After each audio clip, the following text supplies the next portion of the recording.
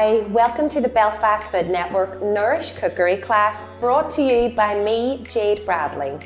Today I am making a festive carrot cake, a delicious dessert recipe that has got a really nice Christmas feel to it. Our carrot cake will most definitely have carrots in there, which is perfect for this time of year where we can grow them ourselves or we can get them quite easily locally. Most of the other ingredients are store cupboard ingredients which can be sourced really easily. I do try and get fair trade options where I can with these. The ingredients that I have for this recipe include some grated carrot, some chopped walnuts, some muscovado sugar.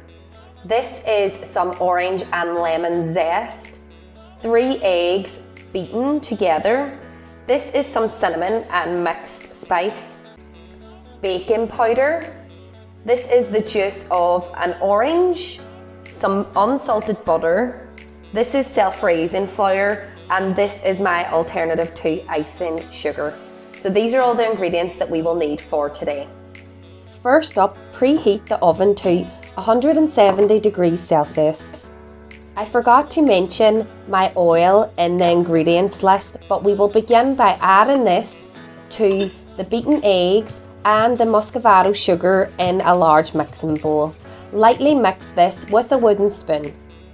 Make sure to break down any of the lumps of the sugar before adding the carrots, walnuts, orange and lemon zest.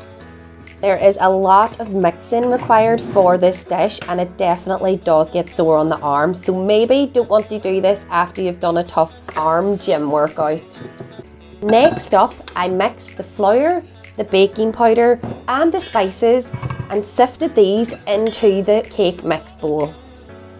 Then we will lightly mix all of the ingredients together. The mix should be fairly soft and runny.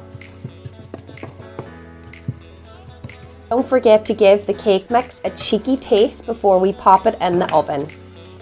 I used coconut oil to grease my cake tin, however you can use any other oil or butter for this.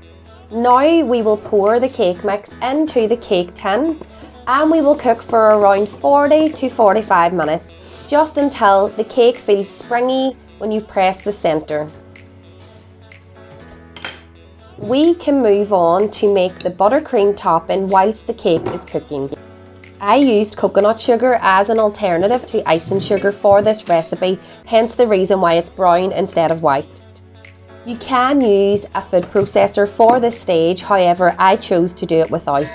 This is why I cut the butter up into smaller pieces, then used a fork to break it down.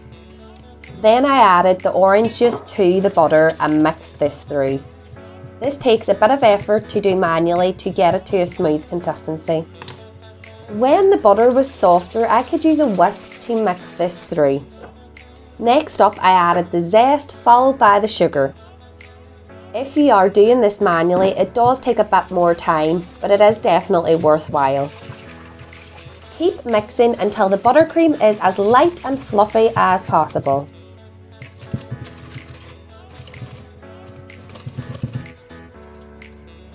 When the cake is ready, remove it from the oven and make sure that the centre is nice and springy. I used a large knife to cut around the edges of the baking tin. Now we can remove the cake from the cake tin and leave it on the cooling rack to cool for around 10 to 15 minutes. When the cake is completely cool, we can smooth the buttercream on top of the cake using a palette knife if you've got one. Start with a large dollop of buttercream in the middle, then you can work it gently out towards the edges. This does not have to be perfect, do the best you can. Mine wasn't a masterpiece, but it still tasted amazing.